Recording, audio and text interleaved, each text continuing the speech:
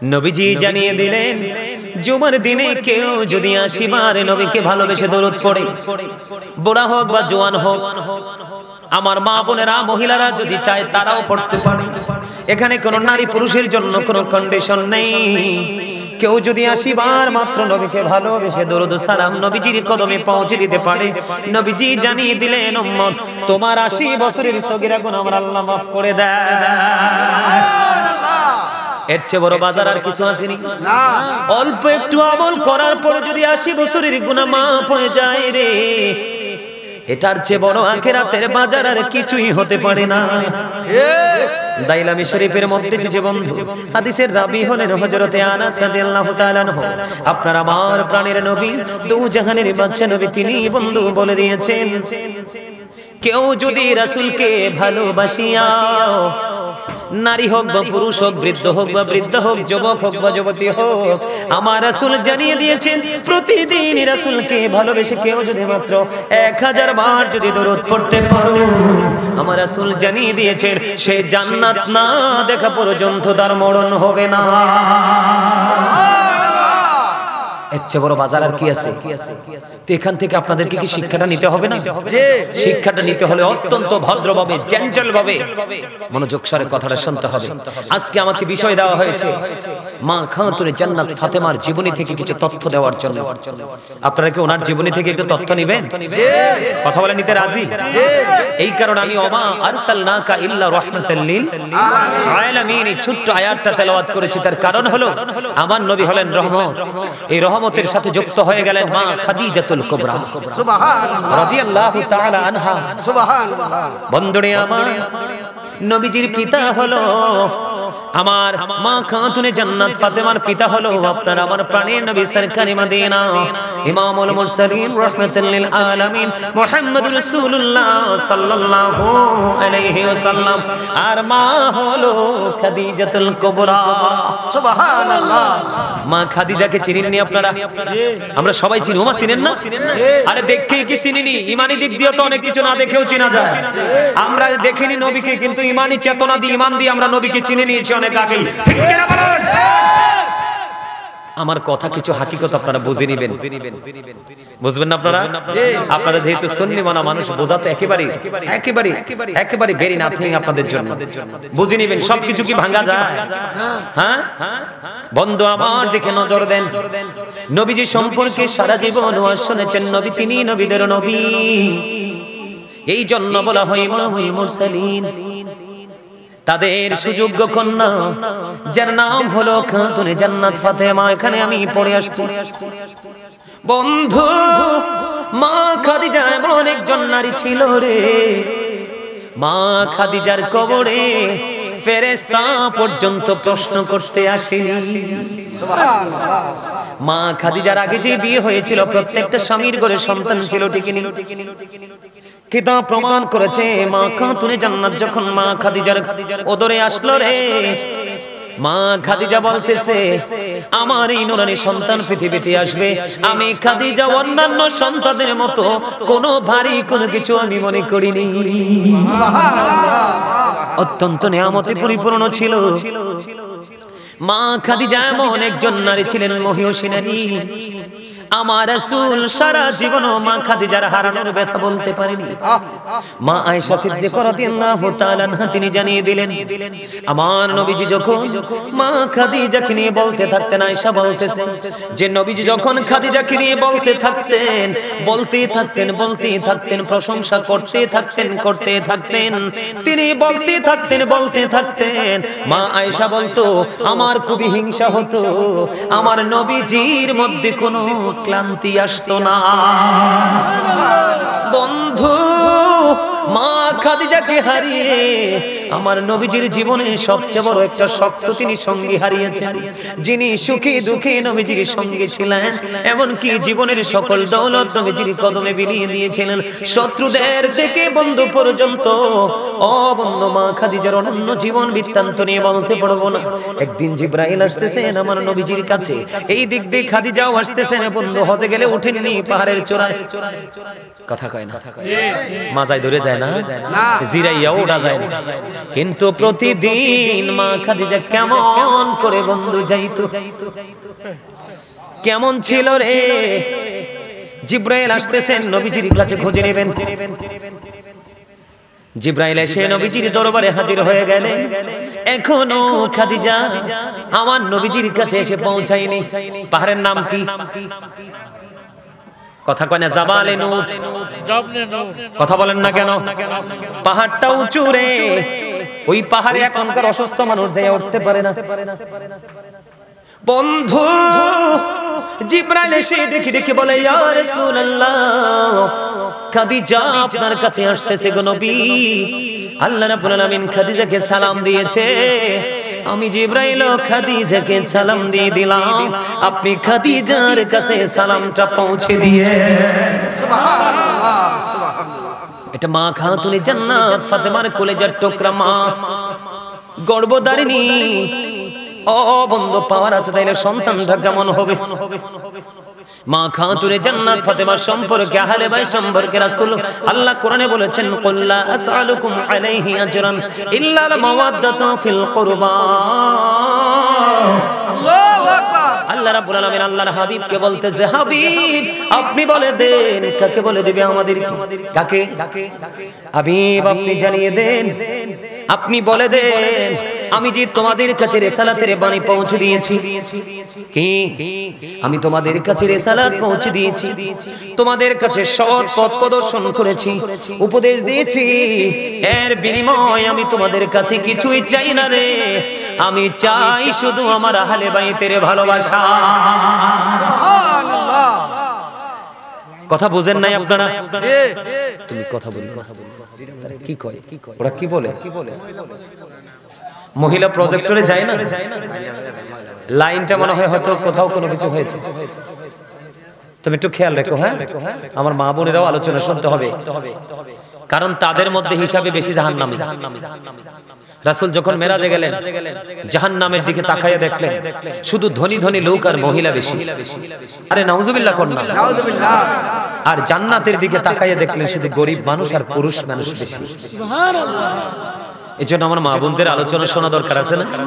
আরে জোরে বলেন না। বন্ধুরে আমার হৃদয় খুলে শোনো, প্রতিদিন আমি আসবো না, প্রতিদিন এমন মাহফিলও করা হবে না।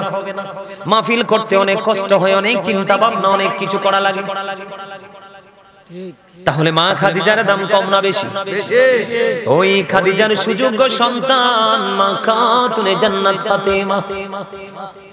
আল্লাহ বলতেছে, হাবিব আপনি আপনার উম্মতগুলোকে জানিয়ে দেন, আপনি যে তাদের কাছে রিসালাতের বাণী নিয়ে গেছেন, সৎ উপদেশ নিয়ে গেছেন, সত্য পথ প্রদর্শন করিয়েছেন, আপনি তাদেরকে বলে দেন, আমি এর বিনিময়ে রাসূল বলতেছেন, আমি যে তোমাদের কাছে সত্য নিয়ে এসেছি, আমাদের কাছে নবী সত্য আনছে কিনা, নিয়ামত আনছে কিনা? কথা বলেন না কেন? বন্ধু এই জন্য আল্লাহ রাসূল আল্লাহ রাব্বুল আলামিন বলে দিয়েছেন, আপনি জানিয়ে দেন, আপনি যে তো নিয়ামত তাদের জন্য নিয়ে গেলেন, এর বিনিময়ে আমি কিছুই চাই না রে, আমি চাই শুধু আমার পরিবারের ভালোবাসা। আল্লাহু আকবার। তার মানে নবীজি কষ্ট করেছে কিনা? জি। কথা কয় না? আহারে কষ্ট, মা খাদিজা চলে গেল। বন্ধু মা খাতুনে জান্নাত ফাতেমা, মা খাদিজা যখন চলে গেলেন বন্ধু, মা ফাতেমা টেনশনে পড়ে গেল, চারিদিকে শত্রু রে, চারিদিকে আমার বাবার শত্রু, সুযোগ পাইলেই ধ্বংস করে দিবে। ও বন্ধু, আমার গায়ের পশমগুলো দাঁড়িয়ে গেছে রে। কেমন প্রেম ছিল বন্ধু, তাদের আদর্শটা কেমন ছিল, আজকে আমাদের মা বোনদের আদর্শটা কেমন? উতবা সাইবা, ও বন্ধু, আরো তারা সঙ্গীদের কি নবীজি যখন নামাজের সিজদায় গেলেন, সিজদায় যাইতে দেরি রে, ও বন্ধু নবীজির কাঁধ মোবারকের মধ্যে পিঠের উপরে জবাই করা উটের সব গরু নারী বুড়ি উঠাইয়া দিল, জোরে জোরে নাউজুবিল্লাহ। নবীজি উঠতে পারে না, নবীজি বন্ধ উঠতে পারে না। ফাতেমার কাছে খবর চলে গেল, ফাতেমা রে কোথায় রে ফাতেমা? উতবা সাইবা তোমার বাবার অবস্থা খারাপ করে ফেলেছে। পাগল পারা ফাতেমা, ছোট্ট ফাতেমা ও বন্ধু পাগল হয়ে গেলেন বাবার প্রেমে, দৌড়ে চলে গেল। আয়েশা দেখে বন্ধু বাবার পিঠের মধ্যে বন্ধু ওই জবাইকৃত উটের নারী বুড়গুলো তুলে দেওয়া হলো। কান্না থামাতে পারে না ফাতেমা, কলিজা ছিঁড়ে বন্ধু কলিজা ফেটে কান্না আসছে। আর একটু একটু করে ময়লাগুলো সরিয়ে দিল, বাবাকে সেজদা থেকে মাথা ওঠানোর জন্য সহযোগিতা বন্ধ করে দিল। বন্ধুরে আমার, ফাতেমার জীবনে নিয়ে পুরো আলোচনা করতে পারবো না। এটা আহলে বাইতের অন্যতম একজন সদস্য, যাকে বলেছেন নবী উম্মে হাবিবা। ও বন্ধু,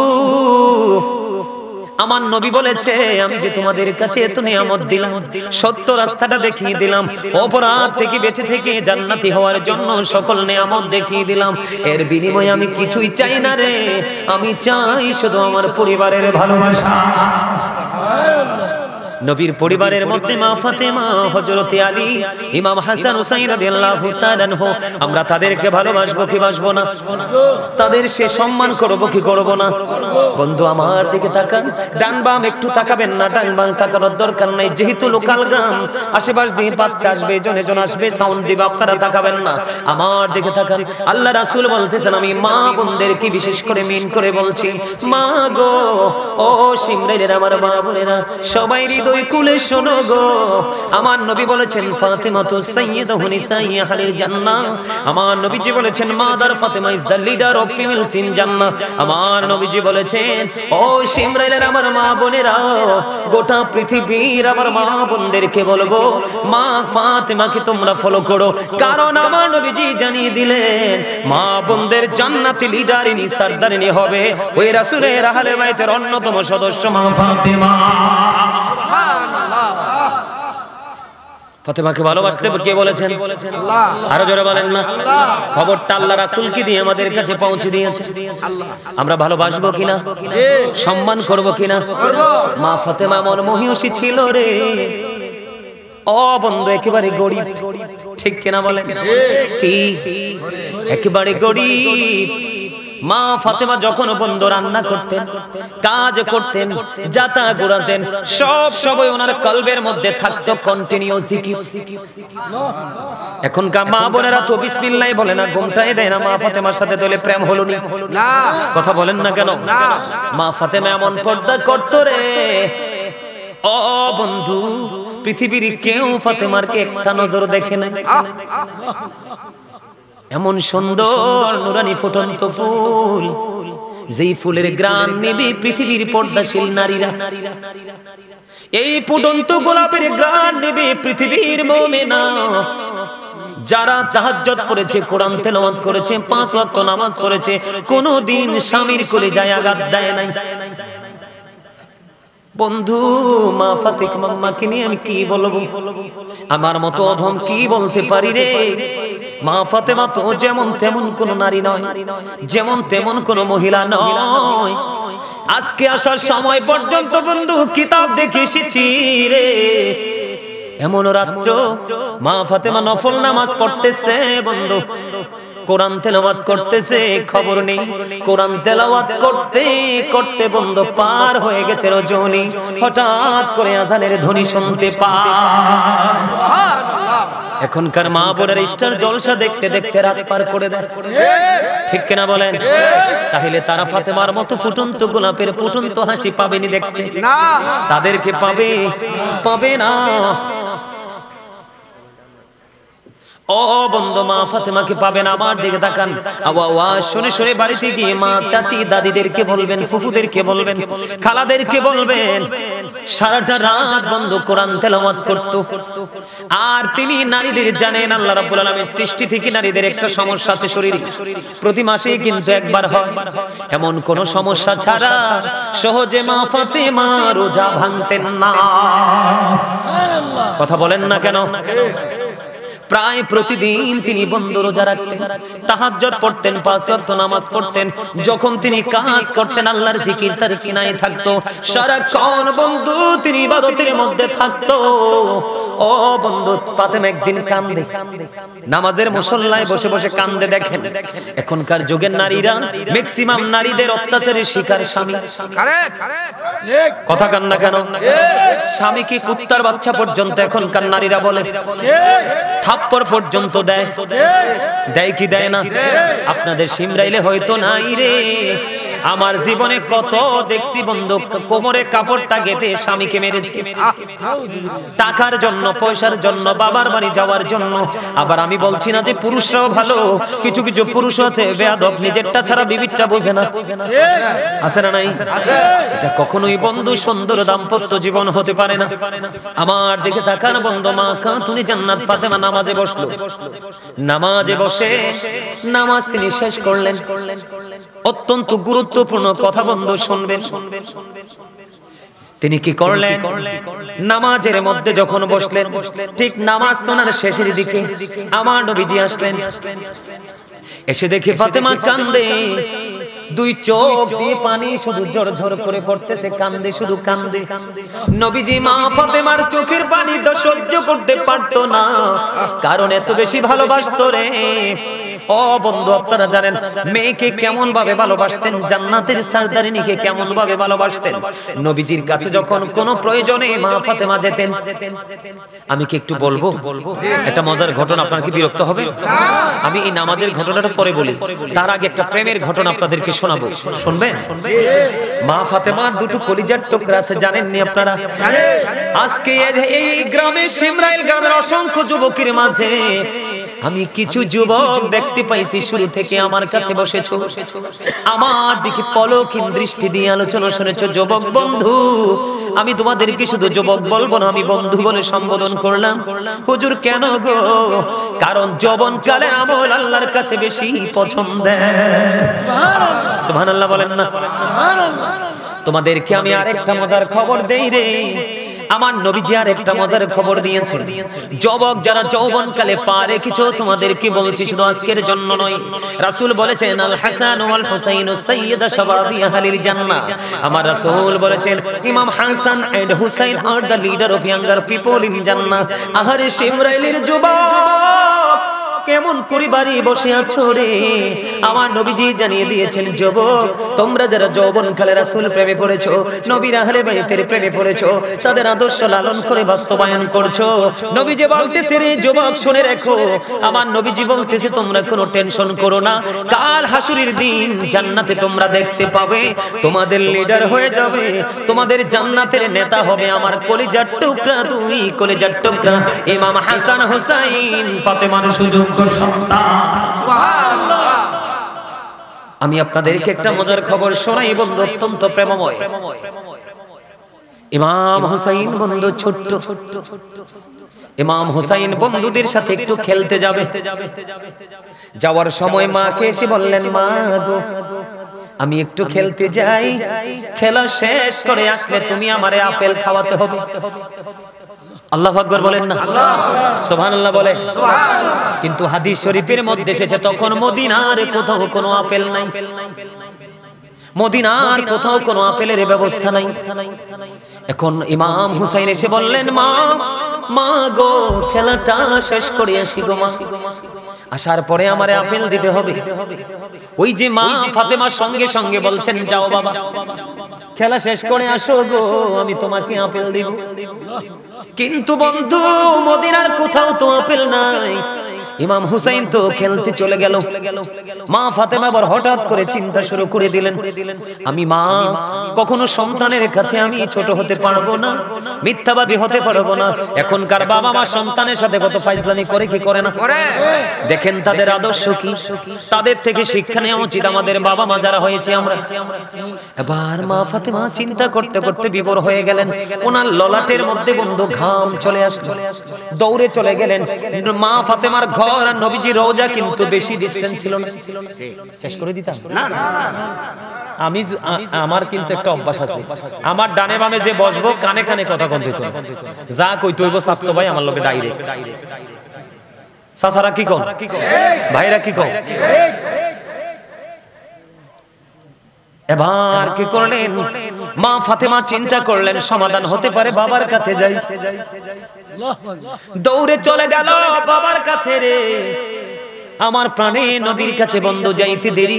নবীজি বসা ছিলেন এমন একটা চেয়ারের মধ্যে বন্ধু। মা ফাতেমাকে দেখতে দেরি রে, নবীজি দাঁড়াইতে দেরি করে না। নবীজি দাঁড়িয়ে গেলেন। এবার মা ফাতেমার কপালের দিকে, ললাটের দিকে তাকিয়ে দেখলেন ঘাম, চিকন ঘামে ভিজে গেছে। আম্মা, আপনার কি হয়েছে? আপনাকে তো পেরেশান মনে হয় কেন? বাবা গো, ও বাবা, সমাধানের জন্য এসেছি গো বাবা। আম্মা বলেন, আপনার কি সমস্যা? বাবা গো, আপনার কলিজার টুকরা হুসাইন বলেছে খেলতে যায় একটু, আসার পরে নাকি আপেল দিতে হবে। বাবা, বাবা গো, আমি তো রাজি হয়ে গেছি গো বাবা, কিন্তু রাজি হওয়ার পরে চিন্তা করে দেখলাম মদিনার কোথাও তো আপেল নাই, এখন তো আপেলের সিজন না। বাবা, আমি মা কি করব? বন্ধু, বাবা এবং মেয়ের মধ্যে আলাপ আলোচনা চলতেছে। চলতে দেরি রে, হঠাৎ করে চাইয়া দেখলেন জিব্রাইল একটা আপেল নিয়ে নবীজির সামনে হাজির। জোরে জোরে বলুন না সুবহানাল্লাহ। বন্ধু, জিব্রাইল চলে আসলেন। হাদিস শরীফের মধ্যে এসেছে আপেলটা দেখতে পৃথিবীর আপেলের মতো, আমরা যেমন আপেল খাই। এবার বললেন, আমার জন্য 2টা বাটি লাগবে, একটা চাকু লাগবে। মা আয়েশা সিদ্দিকা রাদিয়াল্লাহু তাআলা আনহার ঘরে চলে গেলেন। ওখান থেকে 2টা বাটি, একটা চাকু নিয়ে আসলেন। বন্ধু, আপেলটাকে অর্ধেক করলেন, মাঝামাঝি করে অর্ধেক কাটলেন। কাটার পরে অর্ধেকটা বাটির মধ্যে বসাইয়া দিলেন, আরেকটা বাটি দিয়ে ঢেকে দিলেন। উনাকে বলে দিলেন, প্রতিদিন একবার শুধু ডাকনাটা সরানো যাবে, 2 বার নয়। আর অর্ধাংশ নবীজির পবিত্র হাত মুবারকে তুলে দিল। তুলে দিতে দেরি বন্ধু, এবার দিলেন, এই আপেলটা আপনারা সবাই মিলে খাবেন। বন্ধু, মা ফাতেমা ছোট্ট করে বলছে, কারণ আমার অনেক লম্বা আলোচনা বাকি রয়ে গেছে। এবার আপেলটা নিয়ে চলে গেল। ও বন্ধু, সবাই মিলে খাইলেন। যদিও দেখতে পৃথিবীর আপেলের মতো, কিন্তু পৃথিবীর আপেলের স্বাদ হলো জান্নাতি আপেলের স্বাদ। সবাই মিলে খাইলেন। ইমাম হুসাইন চলে আসলো। আসার পরে আপেল খাইতে দিলেন। আপেল যখন ইমাম হুসাইন রাদিয়াল্লাহু তাআলা আনহু খাইলো, খাওয়ার পরে আবার একটা ডাক দিয়ে বলল, মা, মা গো, এত মজার আপেল আমার জীবনে কোনোদিন আমি খাইনি গো মা। এত আপেল, এত মজার আপেল আর কোনোদিন কেন দেওনি?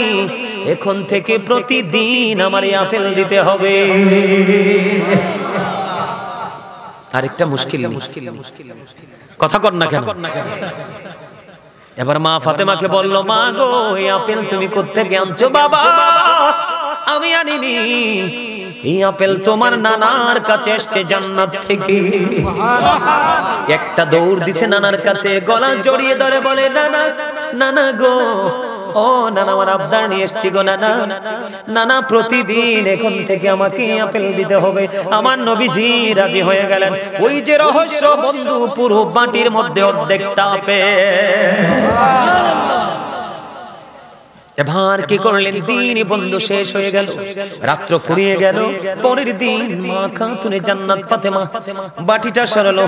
এবার বাটি সরাইয়া দেখে ওই অর্ধেকটা আপেল পুরো আস্তা হয়ে আছে। আমার নবীজিকে ডাক দিয়ে বললেন, ইয়া রাসূলুল্লাহ, প্রতিদিন যখন ডাকনাটা সরাবেন তখন দেখবেন আপেলটা আস্তা হয়ে আছে। এখান থেকে সোজা সুজি করে অর্ধেকটা কাটবেন, কেটে সবাই খাবে, আর অর্ধেকটা ঢেকে দিবে। এমনি করে করে বন্ধু পরের দিন সরালেন বন্ধু, আবার আস্তা। এর পরের দিন সরালেন, আবার আস্তা। এমনি করে করে 2 বছর পর্যন্ত আপেল বাটির মধ্যে ছিল। কিন্তু প্রতিদিন আপেল খেয়েছে ঠিকই, স্বাদ ছিল প্রতিদিন আলাদা আলাদা। 2 বছর পরে বন্ধু আল্লাহর কুদরতি ভাবে বাটি থেকে আপেল অদৃশ্য হয়ে গেছে। আপনি আমি সারাদিন চিল্লাইলে আইব নাকি? এজন্য তাদের থেকে শিক্ষা নেওয়া উচিত, তাদের থেকে জেনে নেওয়া উচিত। মায়ের লজ্জায় পড়ে গেছে, আরে নাই তো কি করব। কিন্তু এখনকার মা তো একটা সত্যকে, একটা মিথ্যাকে ঢাকার জন্য আরো 1 ডজন মিথ্যা আগে রেডি করে। কথা বলেন না কেন? সন্তান শিখবে কোথা থেকে? আমার কথা কি বোঝেননি? দেখেন তাদের মধ্যে বন্ধু ত্যাগের শিক্ষাটা কেমন ছিল। বর্তমানে এই ট্রেনিংটা হলো বর্তমান যুগে নারীদের জন্য স্বামীর প্রেমটা কত বোঝানোর জন্য। মা ফাতেমার জীবনে এমন কোন আদর্শ নাই যেটা আপনার আমার জীবনে প্রয়োজন নেই। জায়নামাজের মধ্যে মা ফাতেমা কান্দে। নবীজি যায় দেখলো চোখের পানি পড়ে, মা গো কেন আপনি কান্দেন? বাবা, বাবা গো আমি কান্দি আমার স্বামীর দুঃখে। আরে সুবহানাল্লাহ বলেন না। এখনকার যুগের কয়টা নারী কান্দে স্বামীর জন্য? কথা বলেন না। মা কেন কান্দেন স্বামীর জন্য? বাবা গো আমার স্বামীটা 2 দিন 3 দিন 4 দিন পর্যন্ত আনাখানা থাকে, উপাস থাকে, এটা সহ্য করতে পারি না, আমি বিবি হিসেবে সইতে পারি না গো বাবা, এই জন্য আমি কান্দি। এবার আমার নবীজি বললেন সঙ্গে সঙ্গে ফাতেমাকে, মা আপনি আপনার জায়নামাজের একটা কোণা উল্টে দেন, ভেঙে দেন। বুঝে নেন। যখন মা ফাতেমা যখন জায়নামাজের একটা কোণ যখন ভেঙে দিল, ভেঙে দিতে দেরি রে, এবার চাইয়া দেখে স্বর্ণের বন্ধু স্রোত বয়ে যাচ্ছে। জোরে বলেন না আল্লাহু আকবার। আমার নবীজি একটা ডাক দিয়ে বললেন, মা গো এই স্বর্ণের যে বন্যা বয়ে যাচ্ছে, স্রোত বয়ে যাচ্ছে, আপনি ওখান থেকে ইচ্ছে মতো নিয়ে নেন, আপনার বাড়ি গাড়ি দালান কোঠা যা প্রয়োজন সুখের জন্য নিয়ে যান, তবে এই সুখটা চিরস্থায়ী নয়, এটা অল্প সময়ের মধ্যে ভেঙে যাবে। আপনি কোন সুখ চান? এই দুনিয়ার না ওপারের, কারণ ওই সুখটা হলো চিরস্থায়ী সুখ, আপনি জান্নাতের সরদারিনী। সঙ্গে সঙ্গে মা ফাতেমা ডাক দিয়ে বললেন, বাবা, বাবা গো আমার স্বর্ণের স্রোত থেকে বন্যা থেকে স্বর্ণ উঠানোর কোনো প্রয়োজন নেই, আমি দুনিয়ার সুখ চাই না, কারণ এটা ক্ষণস্থায়ী জীবন, আমি চাই ওই চিরস্থায়ী সুখ, কারণ এই সুখের কাছে, ওই দুনিয়ার সুখের কাছে এই পৃথিবীর সুখ কিছুই নয়। আমার জীবনে যদি আরো বেশি কষ্ট করা লাগে, আরো ত্যাগ স্বীকার করা লাগে, আমি করতে রাজি, তারপরেও পৃথিবীর সুখ আমি কামনা করি না। এখনকার যুগের বিবিরা কি করতো বন্ধু? কাঁচামচ টানলে বকাবকি, ঠিক মতো সবকিছু দিতে না পারলে বকাবকি। কিন্তু এখনকার বিবিরা জানে না, বিবি যদি মারা যায়, স্বামীর চোখ দিয়ে যদি একটা ফোঁটা চোখের পানি পড়ে, ওই বিবির জন্য জাহান্নামের আগুন হারাম হয়ে যায়। মা ফাতেমার জীবন থেকে বন্ধু শিক্ষা। বন্ধুরি আমার এমন ভাবে তার অভাব অনটনের মধ্যে জীবন যাপন করত, তারপরেও পৃথিবীর লোভ লালসা তারা সুখ শান্তি কামনা করে নাই। বন্ধু কিতাব প্রমাণ করেছে, তারা যখন পোশাক পরতেন, মাথা ঢাকতে গেলে পা উদাম হয়ে যেত, পা ঢাকতে গেলে মাথা উদাম হয়ে যেত, এত শর্ট কাপড়ে আবৃত হয়ে স্বামী স্ত্রী জীবন যাপন করেছে। বন্ধু খাবারের যন্ত্রণায় ঘরের মধ্যে পড়ে আছে, নবীজি এসে দেখলেন তারা খাবারের যন্ত্রণায়, খাবারের কারণে কাতর, দেখলেন তাদের পরনে বস্ত্র পর্যন্ত নেই, তাদের অঙ্গ ঢাকার জন্য নবীজির পাগড়ি মোবারক পর্যন্ত তাদেরকে দিয়েছে। খাবারের জন্য যখন চাইলেন, এবার বন্ধু তিনি বললেন, মা রে আমিও তো আজকে 3 দিন ধরে কিছু খাই না।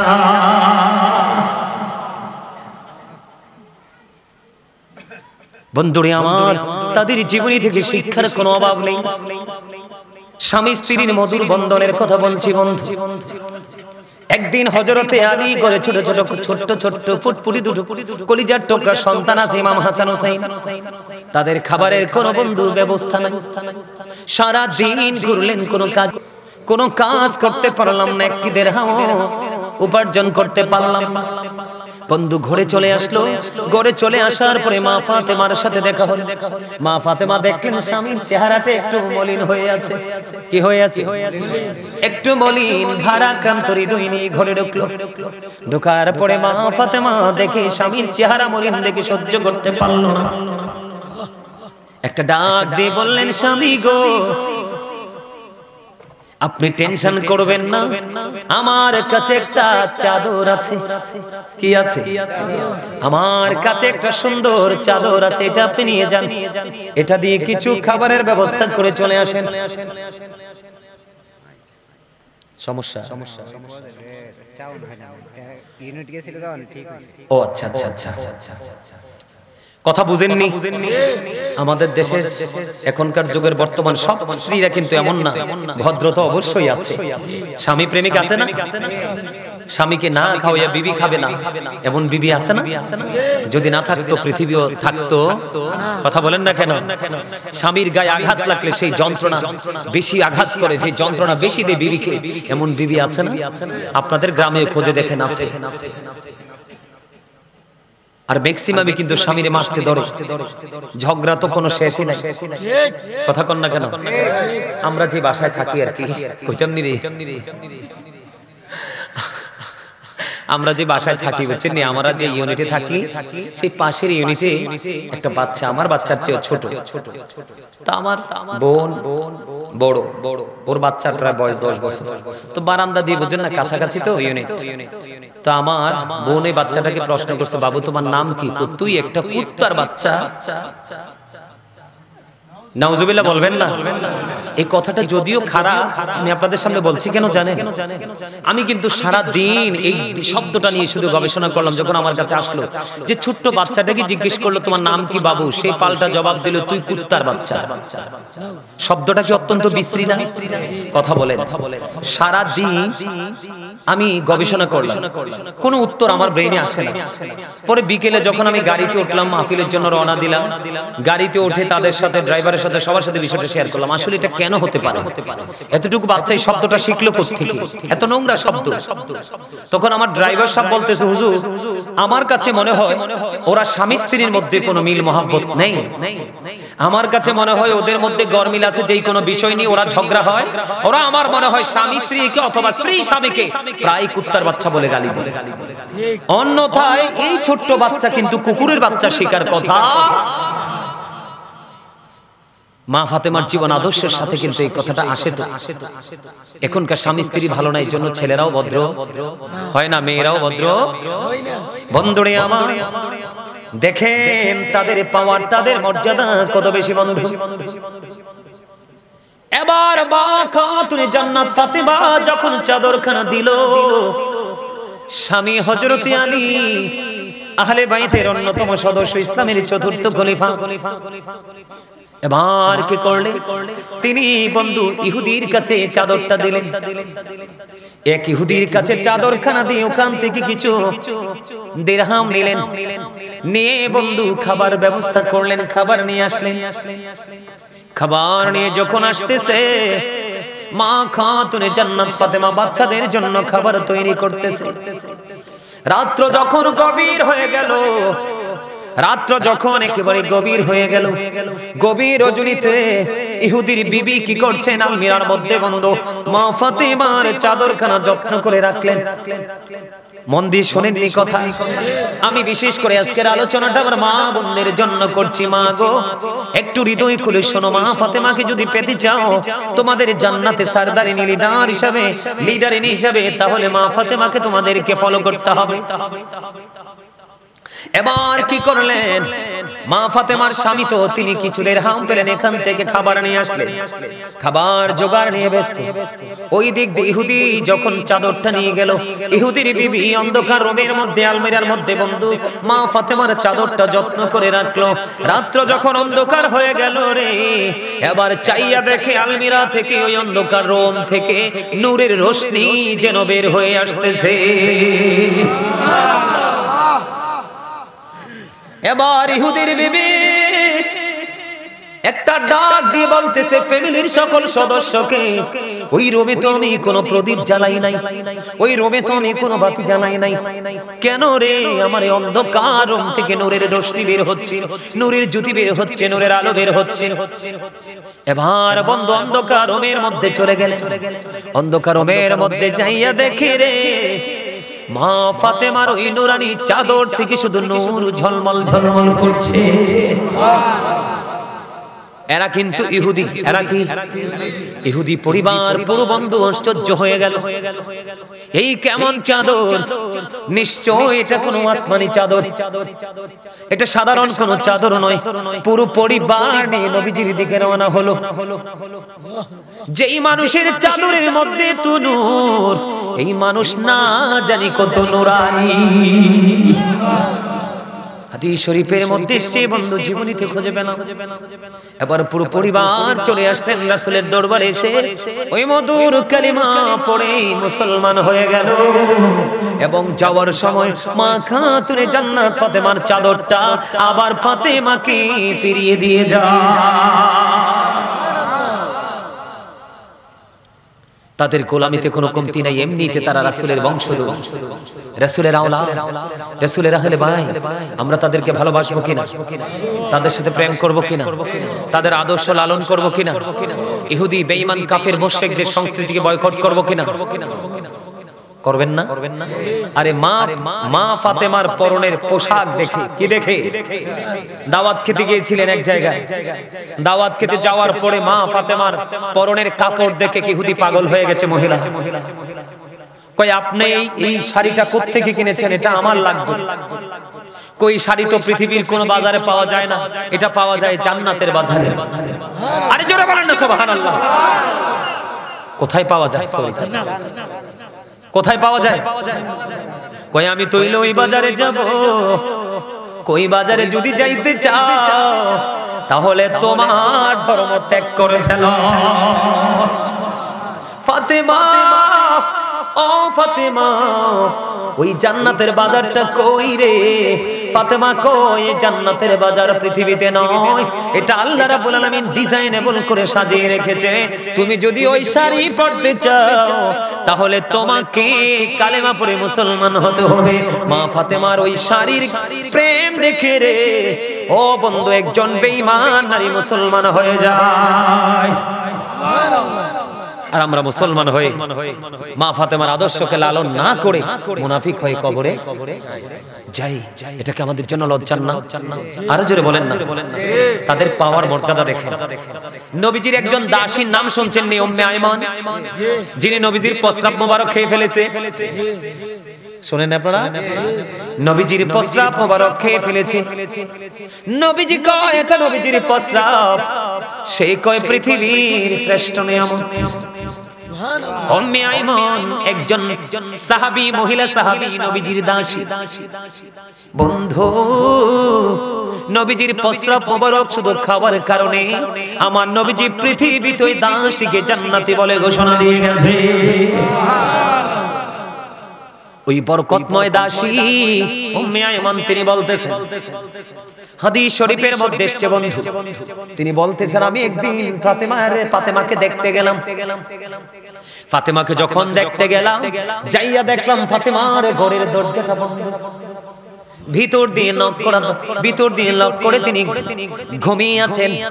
তখন উম্মে আইমান ওই বরকতময় দাসী তিনি বললেন, আমি নজর দিয়ে চায়া দেখলাম ইমাম হুসাইন ঘুমাচ্ছে, অটোই তার ধুলনাটা শুধু ঝুলছে। ওই উম্মে আইমান ওই দাসী তিনি বলতেছেন আমি আরো বেশি চিন্তায় পড়ে গেলাম। ইমাম হুসাইন ঘুমাই রে, আমি দেখতে পাইলাম তার ধুলনাটা অটো ঝুলছে।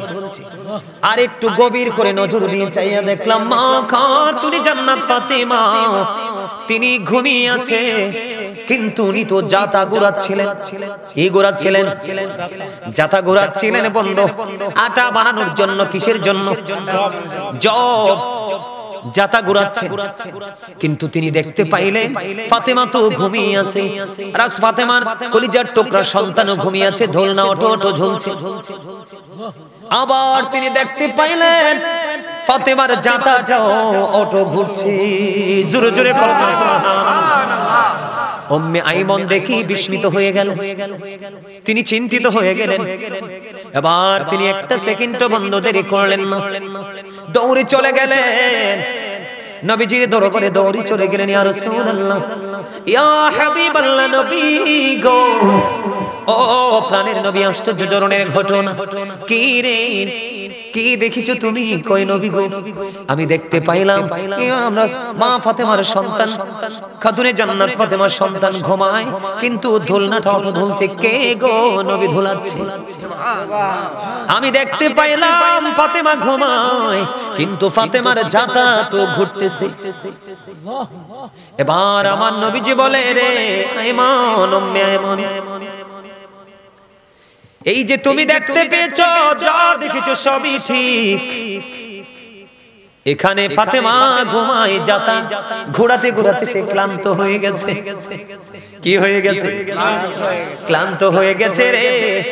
এই জন্য আল্লাহ রাব্বুল আলামিন ফাতেমার জন্য তিনটা ফেরেশতা পাঠিয়ে দিয়েছে। ওই ফেরেশতারা একজন তার কলিজার টুকরা সন্তানকে ঘুম পাড়ায়, বন্ধু, আর বাকি তারা যাতা ঘোরায়। কি বুঝতে পারলে? আর আপনারটা যদি ফালাই রাখে, আমার মা বোন যদি ফালাই রাখে, তেলা পোকা চাটবে। কথা কয় না? এটারে ভুল কইছি নি কোন? তেলা পোকা চাটবে। আপনারটা পাহারা দেওয়ার কি হই থাকবে কোত্থেকে? আপনি তো পাহারার কাজ করেন।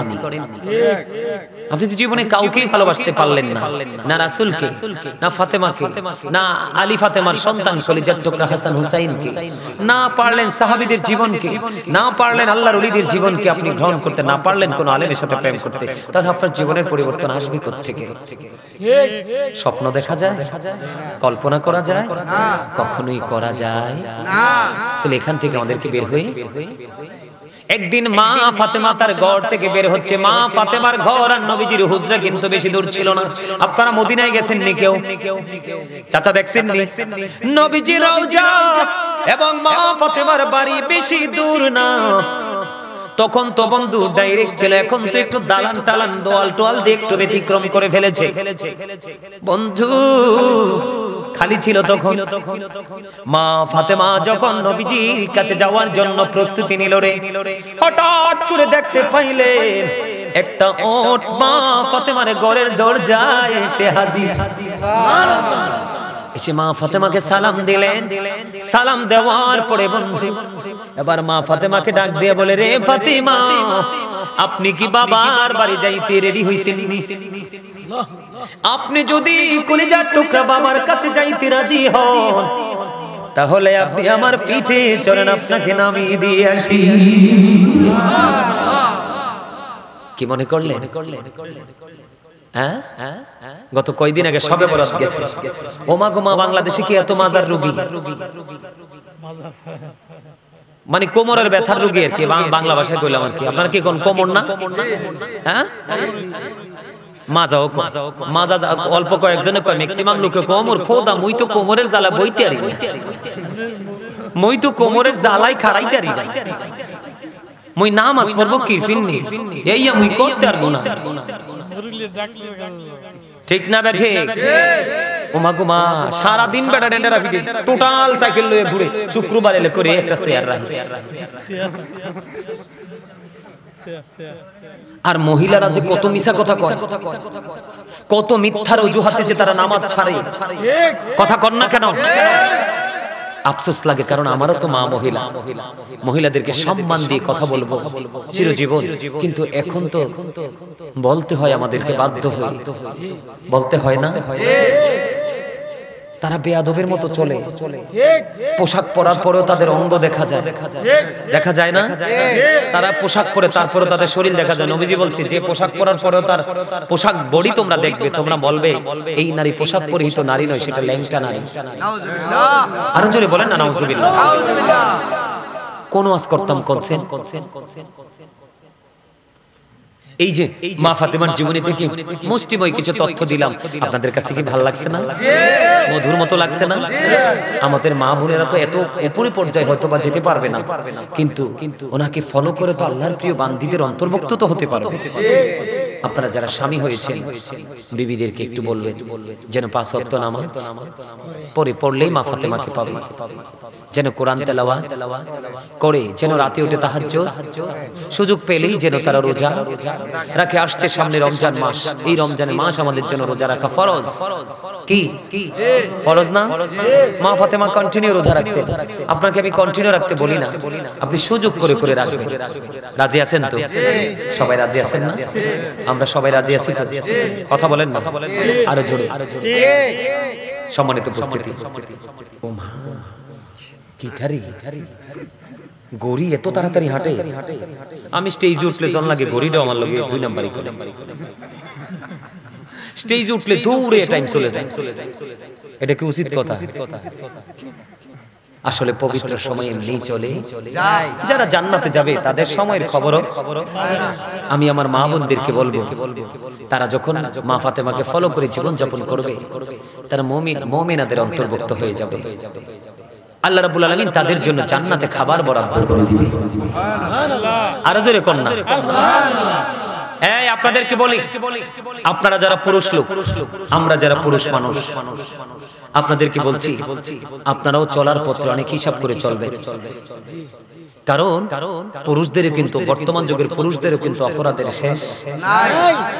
আছে আগের যুগের পুরুষদের তুলনায় এখনকার পুরুষরা অনেক খারাপ, অনেক খারাপ না? চাল চলনের দিক দিয়ে, পোশাক আশাকের দিক দিয়ে, কথাবার্তার দিক দিয়ে, সামাজিক বন্ধনের দিক দিয়ে, একজন অসুস্থ মানুষের সাথে আচরণের দিক দিয়ে, মানে সবকিছু মিলিয়ে আগের যুগের মানুষগুলোর কিছুই কি যেন এখনকার মানুষের মাঝে খুঁজে পাওয়া যায় না। এটা কিন্তু আমাদের চরিত্র হলে চলবে না। আমাদের কোনো পরিবর্তন থাকবে না, আমাদের মধ্যে থাকবে শুধু রাসূলের প্রেম, রাসূলের আদর্শ। রাসূল যা করেছেন আমরা তাই তো করব, রাসূল যা দেখিয়েছেন সেই পথেই তো আমরা হাঁটবো। তাহলেই তো আমরা সুন্নি জামাত। আর এই সুন্নি জামাতের জন্যই তো জান্নাত বরাদ্দ। আহলে সুন্নাহ ওয়াল জামাত ইজ দ্য বেস্ট পার্টি। আল্লাহ বলবে গো টু প্যারাডাইস। আহলে সুন্নাত ওয়াল জামাত হলো শ্রেষ্ঠ দল, আর সেই দলকে ঘোষণা বলবে আল্লাহ জান্নাতে যাওয়ার জন্য। সুবহানাল্লাহ বলে। যুবকদেরকে কেন বলছি?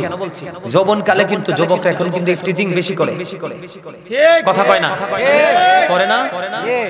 মেয়েরা স্কুলে যায়, সে তার মতো করে যায়। তোমার কেন ফুলের কোড়ায় দাঁড়াতে হবে? তোমার কেন তিন রাস্তার মোড়ে দাঁড়াতে হবে? যদি বিয়ের প্রয়োজন হয়, দাদি থাকলে নানি থাকলে তাদের সাথে শেয়ার করো, দাদা থাকলে নানা থাকলে তাদের সাথে শেয়ার করো। অথবা তোমার দাদা নানি কেউ নেই, ফ্রেন্ড সার্কেল বন্ধুদের মাধ্যমে বাবা মার কাছে প্রস্তাব পাঠাও। তুমিও কলঙ্কিত হচ্ছ, বাবা মাকেও কলঙ্কিত করছো, অপরাধের বোঝা দিন দিন বেড়েই চলছে। বলে হুজুর হুট করে এখানে কেন আসলে? এখানে আসার কারণ হলো তুমি যদি তোমার এই চক্ষু দুটোকে যদি নিম্নগামী করে চলতে পারো, রাসূল বলেছেন যে ব্যক্তি জীবন ভর তার চক্ষুটাকে নিচু করে জীবন যাপন করতে পারবে, আমি নবী তার জান্নাতের জামিন হয়ে গেলাম। বলে হুজুর শুধু চোখগুলো নিচু রাখলে এত বড় বেনিফিট? ইয়েস। কেন না? আপনার আমার অন্তরে যত নোংরামি সব আসে, সব কিন্তু চোখ থেকে আসে। কথা কয় না? আপনি যখন চোখে কোনো নোংরা জিনিস দেখবেন, অটো এটা মনের ঘরে এসে ঠাই নিবে, আর মনের ঘরে এসে বাসা বাঁধলেই কিন্তু নফসের নোংরামি শুরু হয়ে।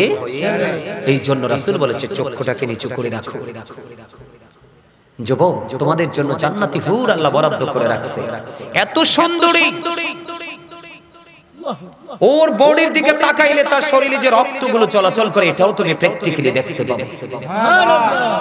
এত সুন্দর হুর তোমার জন্য বরাদ্দ করে রাখছে। একটা দুইটা না, ডজন ডজন। একটার নাম হলো লোভা। একটা হুরের নাম বলছি কি? লোভা।